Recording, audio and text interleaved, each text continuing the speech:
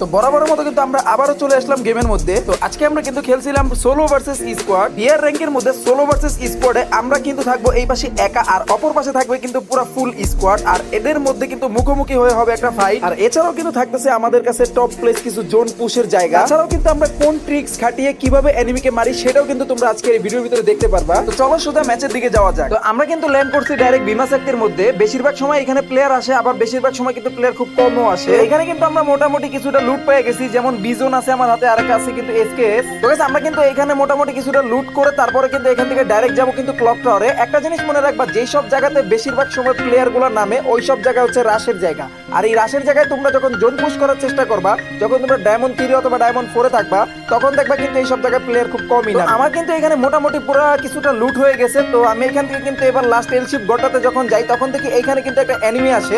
আর এখানে কিন্তু আমি হুকম লাগিয়ে কিন্তু ডাইরেক্ট 150 করে হেডশট মেরে কিন্তু এখানে ডাউন করে দিই। ডাউন করার পর কিছুটা লুটের জন্য কিন্তু আমি এটারে পুরো ফুল ফিনিশ করে দিই। এরপরে কিন্তু গাইস আমি এখানে একটা হিট লিস্ট মারি। হিট লিস্ট মারার পর কিন্তু আমি আরো একটা এনিমির কিন্তু লোকেশন পাওয়া যায়। আমি যখন ওই এনিমিটারে খুঁজতে যাই, তখন দেখি এই এনিমিটা এলশিপ গড়ের মধ্যে আইসা এখানে কিন্তু গ্লুয়াল লাগায় বসে আছে।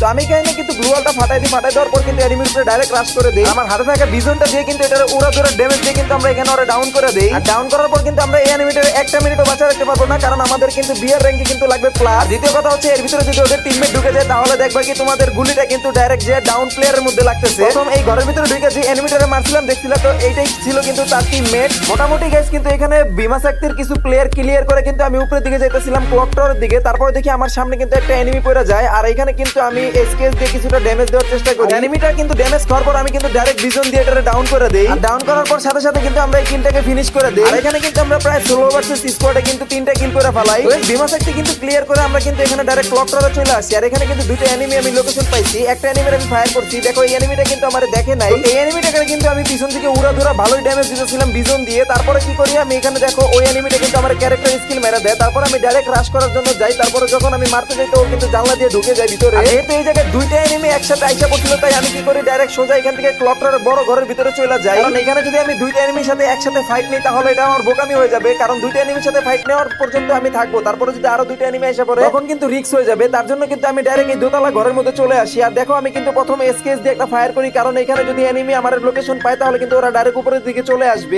তোমরা সবসময় চেষ্টা করবো বিয়ার র্যাঙ্কের মধ্যে সিএস র্যাঙ্ক না খেলার, কারণ দুইটা এনিমির একসাথে যদি পাও, তাহলে কিন্তু জর্গা লাগাইতে কিন্তু ডাইরেক্ট চলে আসবা।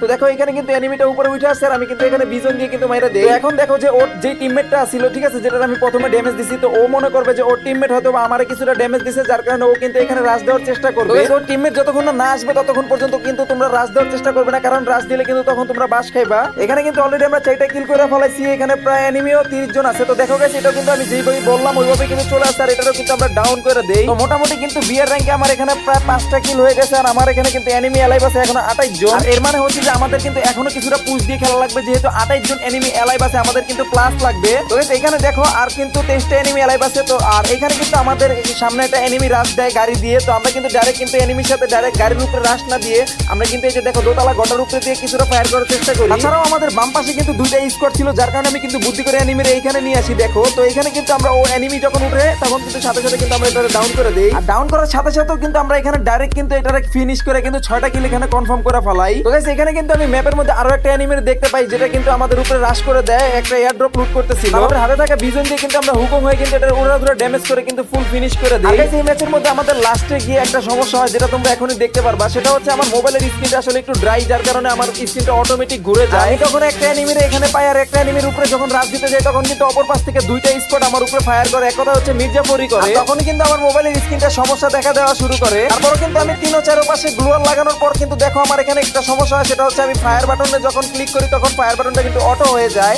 আর যার কারণে কিন্তু অপর পাশ থেকে আমাকে 3 জন মিলে একসাথে মেরে দেয়।